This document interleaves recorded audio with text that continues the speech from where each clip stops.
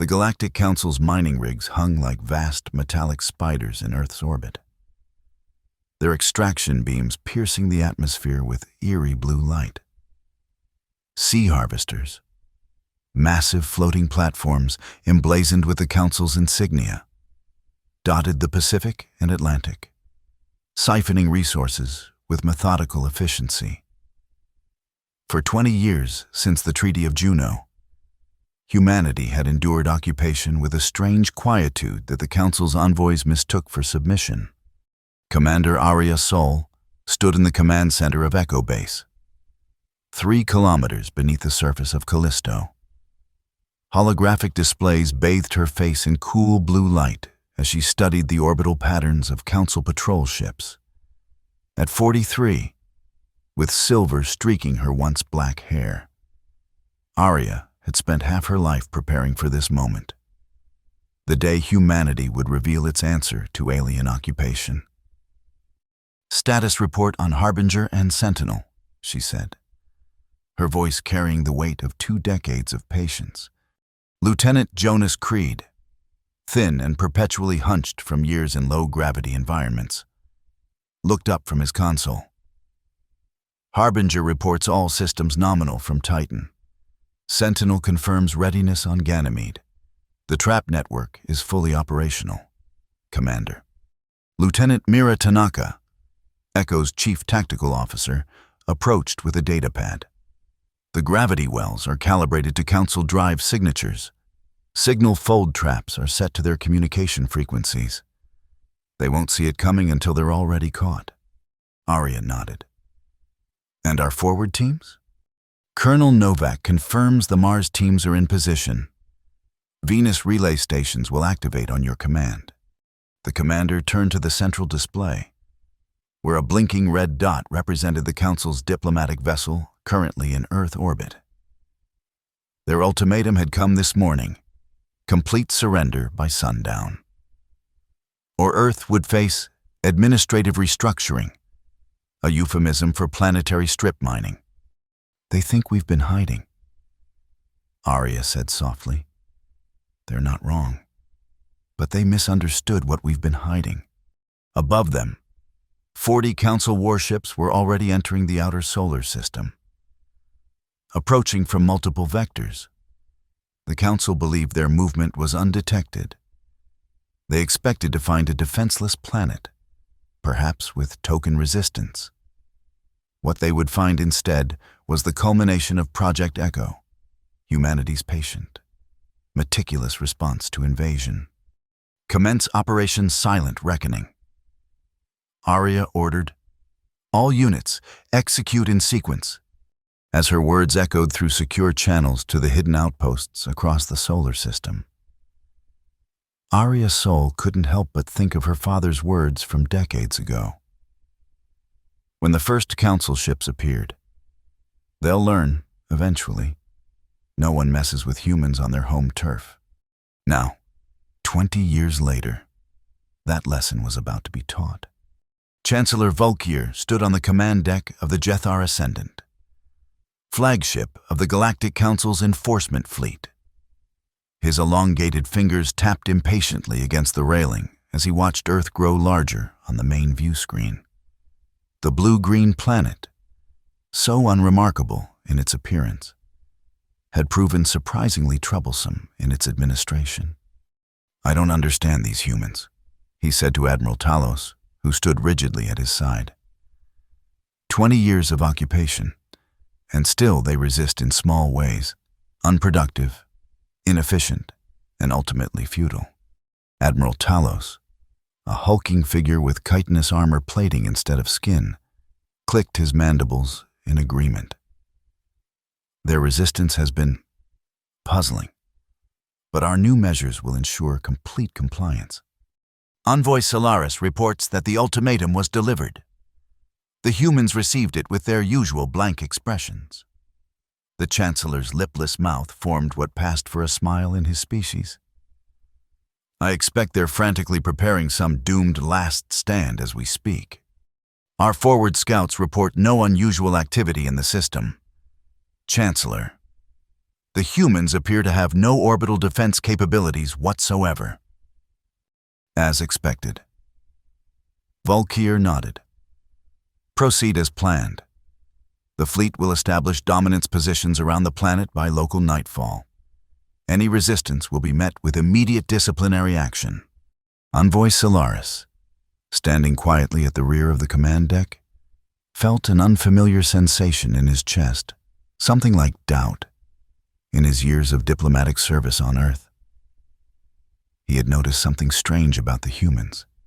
They never seemed frightened, even when Council enforcers demonstrated power. The humans maintained an eerie calm.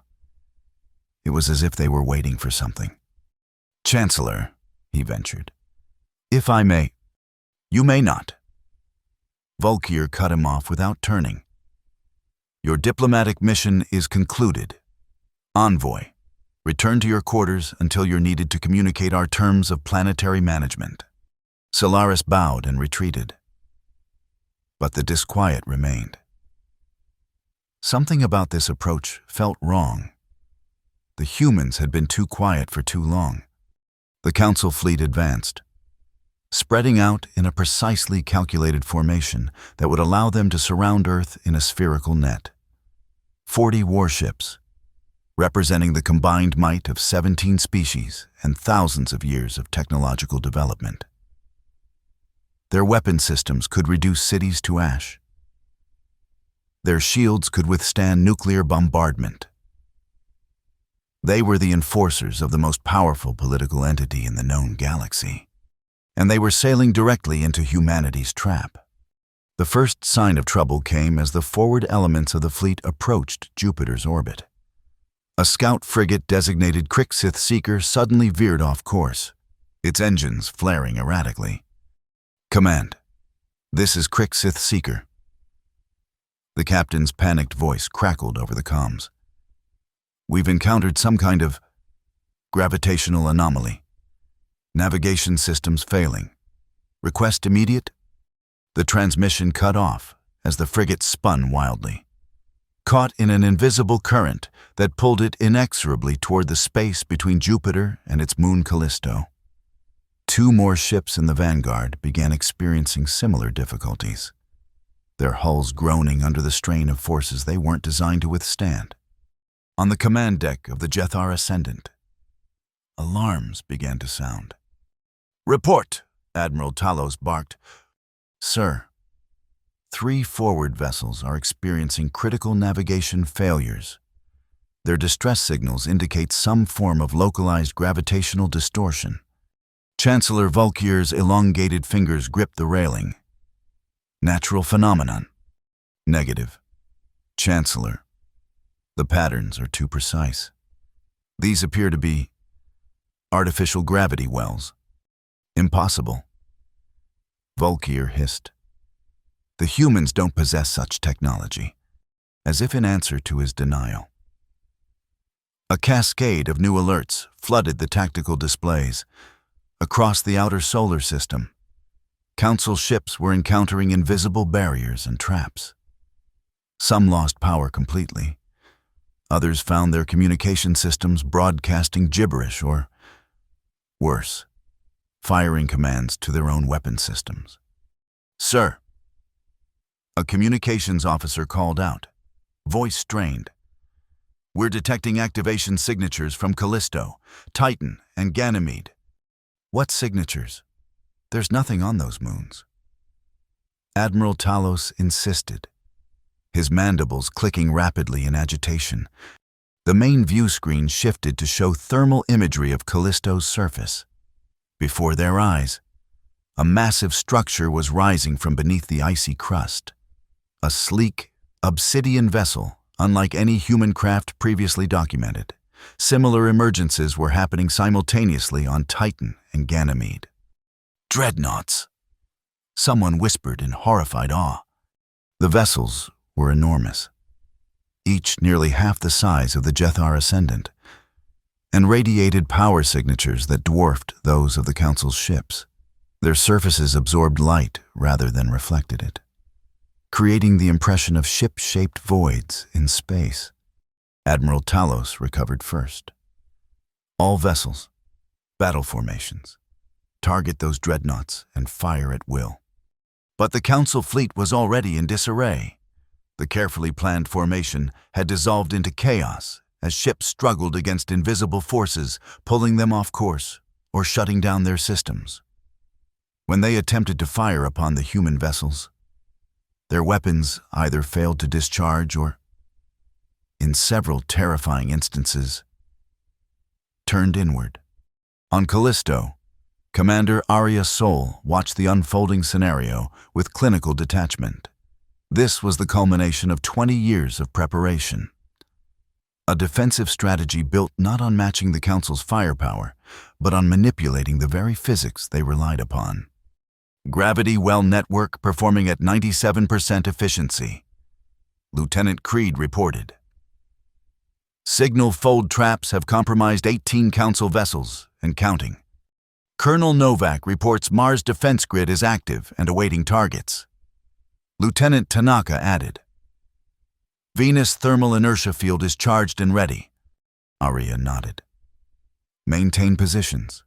No direct engagement unless absolutely necessary. The human dreadnoughts, Echo, Harbinger, and Sentinel, remained stationary at their deployment points, serving not as battleships, but as nexus points for the real weapons. The invisible networks of gravitational manipulation and signal interference that were systematically dismantling the Council fleet without firing a single conventional shot. Chancellor Volkier's composure had completely evaporated. "How is this possible?" he demanded, slamming his fist against a console. "The Treaty of Juno eliminated their military capabilities." Admiral Talos was frantically issuing orders, trying to salvage some semblance of control over his disintegrating fleet. "Regroup at coordinates Alpha 7. All ships disengage from current positions," and he was cut off as the Jethar Ascendant itself shuddered violently. The flagship had just encountered the edge of a signal fold trap, a quantum field that disrupted the coherence of digital information, turning the ship's sophisticated systems against themselves. "Sir, we're losing control of navigation," an officer shouted. "Engineering reports drive systems operating at 200% capacity and rising." "Shut them down," Talos roared. "We can't. The commands aren't reaching the engines." Across the solar system, similar scenes were playing out on dozens of Council vessels. Some managed to retreat, limping away from the invisible minefields that humanity had laid throughout their home system. Others weren't so fortunate, their hulls buckling under forces they weren't designed to withstand, or their systems locked in fatal loops that drained their power cores. The Jethar Ascendant's main view screen flickered and died as power fluctuations rippled through the ship. Emergency lighting cast an eerie red glow over the command deck. "Chancellor," Admiral Talos said grimly, "we need to abandon ship. The core is approaching critical instability." Volkier stared at him in disbelief. "Abandon? The flagship of the Galactic Council, retreating from primitives?" "Not retreating, sir. Surviving. We've encountered a defense system unlike anything in Council records. We need to regroup and reassess." For a moment, it seemed Volkier might refuse. Then the ship lurched again, more violently this time, and the decision was made for him. "Sound evacuation orders," he said, deflating visibly. "All personnel to escape pods." As Council escape craft jettisoned from the dying flagship, Commander Arya Sol received the update in her underground command center. "The Jethar Ascendant is breaking up." Lieutenant Tanaka reported, "Escape pods are launching. Survivors appear to be attempting to regroup in Mars orbit, right where Colonel Novak is waiting." Arya nodded. "Inform him that high-value targets are inbound." Earth's orbital space, once crowded with Council mining rigs and patrol ships, had cleared as the invaders either fled or succumbed to the traps. The human dreadnoughts maintained their positions, silent sentinels marking the boundaries of the trapped network. "Should we pursue the retreating vessels?" Lieutenant Creed asked. Arya shook her head. "No. Our message isn't about destruction. It's about demonstrating consequences. Let those who can escape do so. They'll carry the message back to the Council." The remaining Council ships, realizing the extent of their predicament, began a desperate attempt to regroup around Mars. Escape pods and damaged vessels alike converged on the red planet, seeking safety in numbers. They found Colonel Elias Novak instead, deep beneath the Martian surface, in bunkers that had been secretly constructed over decades. Novak and his teams activated the planet's defense grid. Unlike the gravity wells and signal fold traps of the outer system, Mars offered a more insidious welcome, a false breach. As the Council vessels approached, they detected what appeared to be a gap in the defensive network, a safe haven where they could regroup. In reality, it was the trigger point for the subterranean pulse web, a planet-wide network of electromagnetic pulse generators designed specifically to target Council technology. "They're entering the kill zone," one of Novak's officers reported. The colonel, a weathered veteran with a prosthetic left arm, a souvenir from the early days of resistance, nodded grimly. "Activate the pulse web." Across the Martian surface, hidden emitters powered up simultaneously.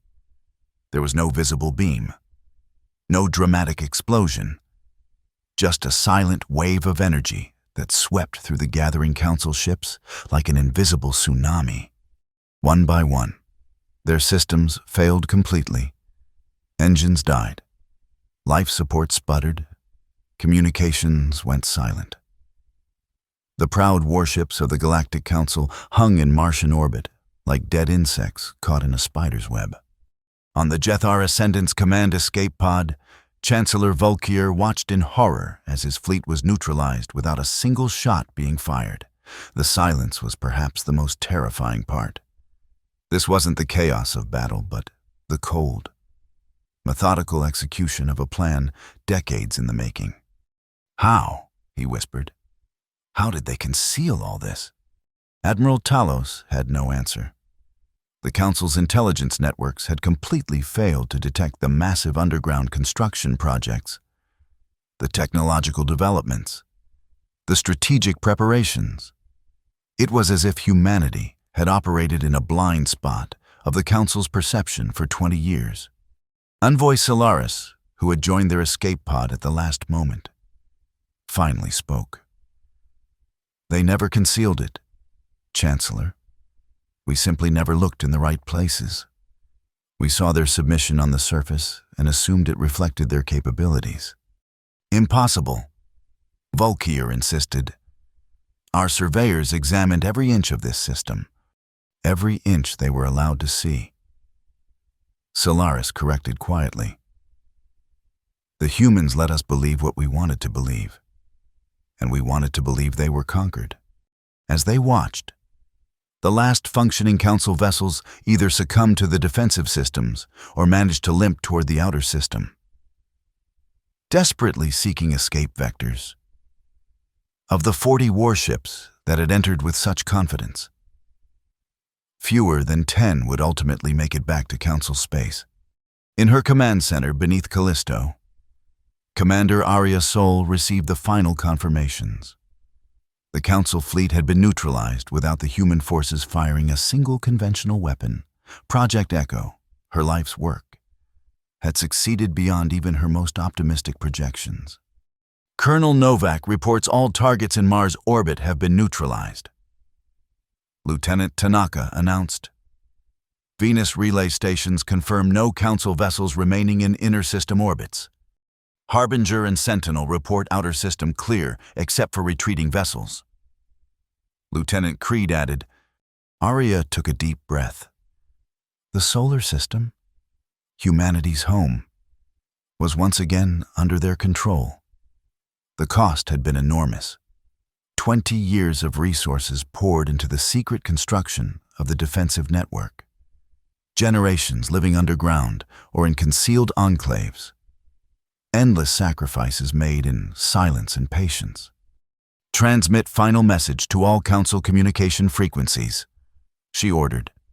Lieutenant Creed nodded and opened the channel. Arya straightened her uniform and stepped forward. To the Galactic Council, she began, her voice steady and clear. You entered our system with 40 warships. You leave with defeat. Earth is not open for exploitation. The human species is not available for subjugation. We have demonstrated a fraction of our defensive capabilities today. We have shown restraint by allowing survivors to retreat. She paused, letting the weight of her words settle. There will be no further warnings.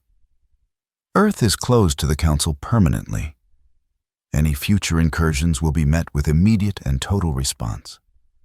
We do not seek conflict beyond our borders, but within them, we are absolute. This is the first, last, and only communication you will receive on this matter. With a gesture, she ordered the transmission cut. Power down all systems, she commanded. Return the dreadnoughts to their berths. Deactivate all defensive networks, except for perimeter monitoring. Her officers stared at her in surprise. Complete shutdown, Commander? Lieutenant Tanaka asked. Arya nodded. The most powerful statement we can make now is silence. Let them wonder what else we might have developed in the dark. Let them fear the quiet, as the command center's systems began powering down around her. Arya turned to the central display one last time. Earth shone blue and green against the black of space. Unmarred by the Council's mining operations, for the first time, though in decades. Tomorrow would bring the challenges of rebuilding, of bringing people back to the surface, of constructing a society that could stand openly rather than hide in shadow. But tonight, in the silence of their victory, humanity had sent its message to the stars. Don't test us again. The retreat of the Council forces was chaotic and desperate. Chancellor Volkier, once the embodiment of Council authority, sat in stunned silence as their escape pod was collected by one of the few functional vessels remaining in the fleet. Admiral Talos coordinated what he could of their withdrawal, but with communications compromised and many ships operating on minimal power, it was less a tactical retreat than a rout. Envoy Solaris found himself summoned to what remained of the command staff as they established temporary quarters aboard the cruiser Valkesh Dominion. You spent the most time among them, Volkier said, his voice hollow. Did you see any signs of this? Solaris considered carefully before answering. His years on Earth had been spent largely in administrative complexes, interacting with selected human representatives who projected appropriate deference. But there had been moments, subtle cues that, in retrospect, should have alarmed him. There were indications I failed to properly interpret, he admitted. The humans I interacted with showed a particular kind of patience. When faced with Council demands, they never argued passionately as many subjugated species do. They simply complied, with a certain look in their eyes. What look? Admiral Talos demanded.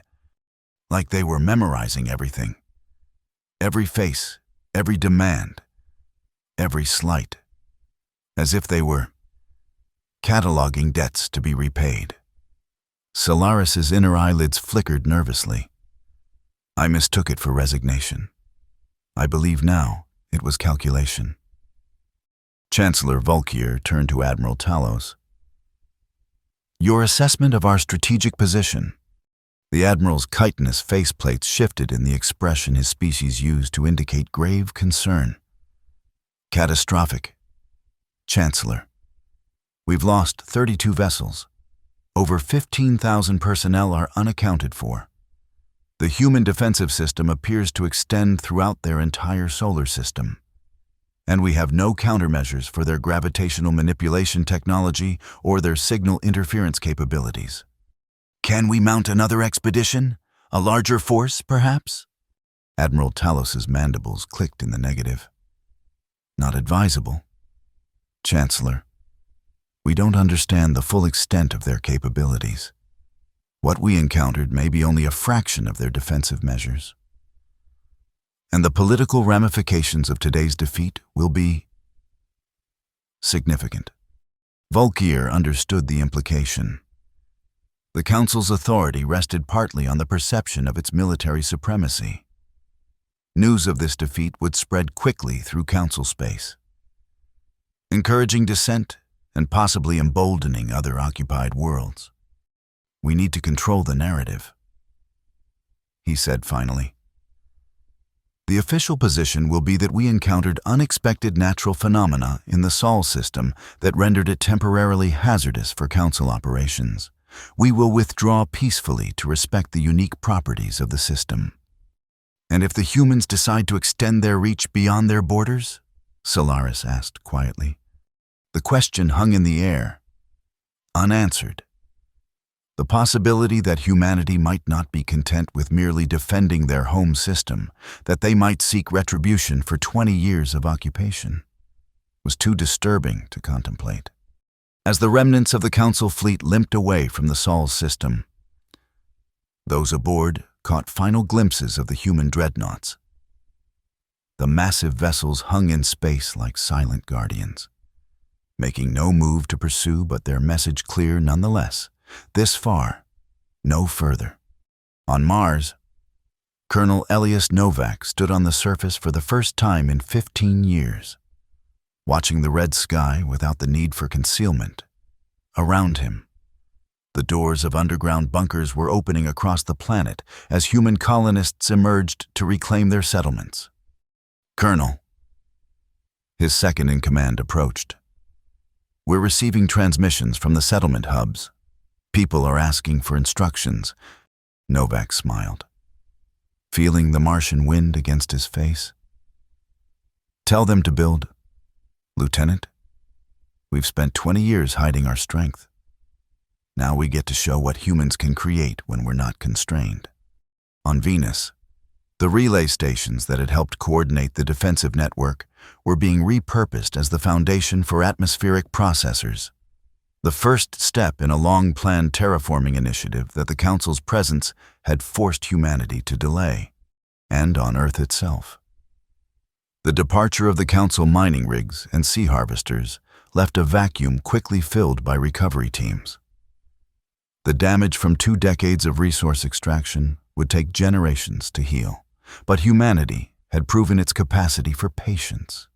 In her quarters beneath Callisto, Commander Arya Sol finally allowed herself a moment of private reflection. The weight of command, of having orchestrated a defensive action that resulted in thousands of alien casualties, sat heavily on her shoulders. Project Echo had been designed to minimize loss of life while maximizing strategic impact. But there was no such thing as a bloodless victory. A soft chime announced a visitor.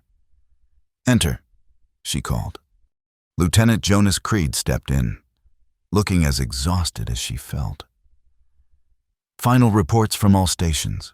Commander, the system is secure. Council forces have retreated beyond Neptune's orbit. And our casualties? Minimal.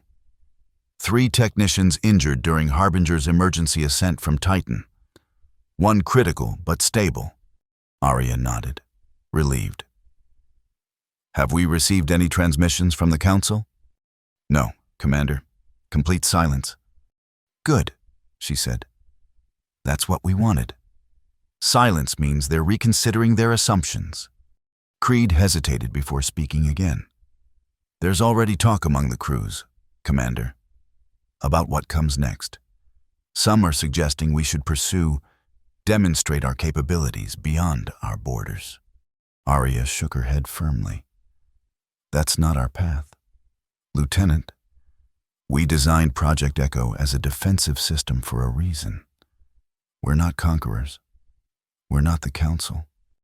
But after 20 years of occupation, we've proven our point," she interrupted.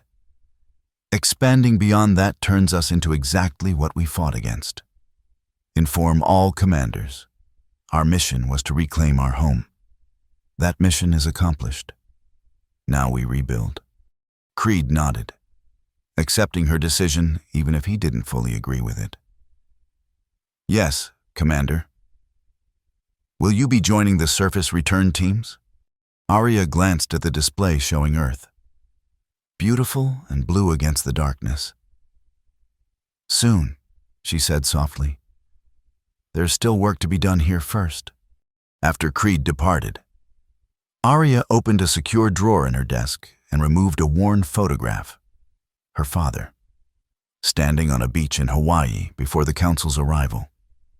He had been among the first to warn that humanity needed to prepare, to develop defenses that operated on principles the aliens wouldn't expect. He hadn't lived to see his vision realized, but his legacy had saved their world. "We did it, Dad," she whispered to the image. "They came to reclaim Earth, and they learned why you don't mess with humans."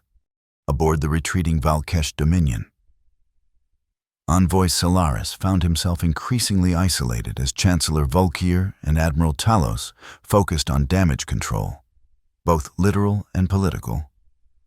The diplomat used his isolation to compile his own private account of what had transpired, a record that contradicted the official narrative already being constructed, where the Council would claim they had encountered natural phenomena. Solaris documented the clear evidence of human technological achievement, where they would minimize the extent of their defeat. He cataloged the precise and devastating effectiveness of the human defense system. Most importantly, where the Council would portray humans as primitive but fortunate. Solaris recorded his growing understanding of their patient, methodical nature. They waited 20 years. He wrote in his personal log, 20 years of apparent submission while building the means to expel us completely. What species plans on such timescales? What mind conceives a strategy that requires generations to execute? I fear we have fundamentally misunderstood humanity from the beginning. They are not like us, not in their thinking, not in their patience, not in their capacity for sustained, disciplined action. He added a final thought, encrypting it separately from the rest of his log. And most concerning of all, if this is what they built in secret while under our watch, what might they create now that they are free? The question would haunt the Galactic Council in the years to come, as the silent border of the Sol system became a boundary none dared to cross. Sensor probes disappeared without trace. Automated drones failed to report back. The occasional Council ship that ventured too close found its systems mysteriously malfunctioning until it retreated to a respectful distance. Earth and its colonies flourished in their isolation. The defensive network remained operational but dormant, a sleeping guardian that required only minimal maintenance. Humanity turned its ingenuity inward, rebuilding and expanding throughout their system without fear of interference. Commander Arya Sol eventually retired from military leadership to oversee the restoration of Earth's damaged ecosystems. The knowledge gained from developing gravitational manipulation technology proved invaluable in climate restoration efforts, accelerating the healing of extraction scars left by Council harvesters. Lieutenant Jonas Creed and Lieutenant Mira Tanaka continued their work on signal fold technology, developing peaceful applications that revolutionized communication throughout the solar system. Their wedding, held on the surface of Callisto near the concealed berth of the Echo Dreadnought, symbolized for many the transition from war footing to peaceful development. Colonel Elias Novak led the Mars reclamation effort, transforming the network of underground bunkers into the foundation for new, expanding surface cities. His experience managing hidden resistance cells translated effectively to coordinating the complex logistics of rebuilding. Years passed, decades. A full generation grew up knowing the Council only from history lessons. The dreadnoughts, Echo, Harbinger, and Sentinel, remained in their hidden berths, maintained and upgraded, but never again deployed. They became something between myth and monument, physical reminders of humanity's resolve and ingenuity in the face of overwhelming odds. On the centennial anniversary of Earth's liberation, as celebrations took place across the solar system, a small, unidentified craft appeared at the very edge of Neptune's orbit. It made no aggressive moves, simply broadcasting a signal on an old Council frequency. The message was short. Request permission to enter Sol system. Single envoy. Peaceful intentions. The signal was recognized as coming from Solaris, now aged, but still determined. After decades of internal exile within Council space, punishment for his refusal to endorse the official narrative, he had finally secured a small vessel and made the journey to humanity's domain. The request reached Commander Arya Sol, long retired but still consulted on matters of security. The decision to admit a Council representative, even one as seemingly sympathetic as Solaris, would not be made lightly. The isolation policy had served humanity well. After careful deliberation with the system's leadership council, Arya authorized a response. Permission granted for single vessel to approach Earth orbit. Any deviation from specified course will result in defensive measures. When Solaris's craft finally reached Earth, he found not the hidden, bunkered civilization he remembered, but a thriving world that had healed many of its wounds. Cities gleamed with architecture that incorporated both human aesthetic traditions and technological innovations developed during the Resistance. The scars of Council extraction were still visible in places but softened by careful restoration efforts. Arya herself, now in her early 80s, but still straight-backed and clear-eyed, met the envoy at a neutral orbital platform. "You're the last person I expected to see again," she said, studying the aged alien with cautious interest. Solaris bowed slightly. "I've spent 50 years trying to make the Council understand what happened here, what they encountered. Few would listen. And now I've come to listen instead, to understand properly what I failed to grasp during my years as an envoy." His inner eyelids flickered, and what Arya had learned was an expression of sincere emotion. "You created something remarkable here, Commander Sol. Not just your defense network, but what came after. I want to document it truthfully before my time ends." Arya considered him for a long moment. "You understand that you'll never leave? That allowing any detailed knowledge of our current capabilities to reach the Council would violate our security protocols?" "I anticipated as much." Solaris nodded. "I have no desire to return to Council space. I would rather spend my remaining years understanding humanity than living among those who refuse to recognize the truth of their failures." In the years that followed, Solaris became an unlikely bridge between species, not an official diplomat, but a student of human culture and history. His comprehensive account of the occupation and liberation, 20 years of silence, humanity's patient resistance, became required reading throughout the solar system. The Council never officially acknowledged their defeat. In their historical records, the Sol system remained classified as hazardous due to unpredictable gravitational anomalies and was placed under indefinite quarantine.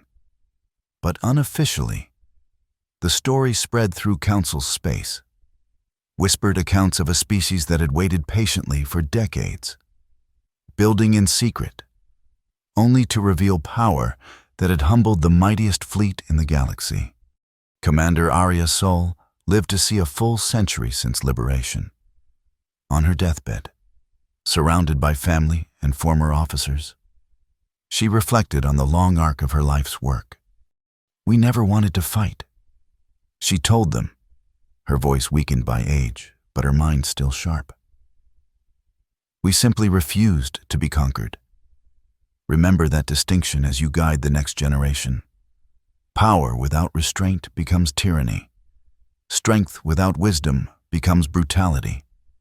We defeated the Council not because we were stronger, but because we were more patient, more methodical, more willing to sacrifice immediate satisfaction for long-term security.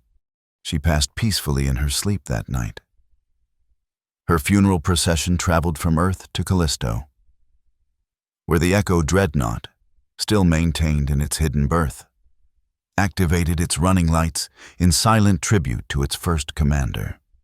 The legacy of Project Echo lived on, not in military might, but in the thriving, independent human civilization that spread throughout the solar system. The defense network remained, vigilant but dormant, a quiet reminder of humanity's resolve. And throughout the galaxy, the message continued to resonate in Council space and beyond. Don't mess with humans. They won't forget. They won't forgive. And they'll wait as long as it takes to make things right.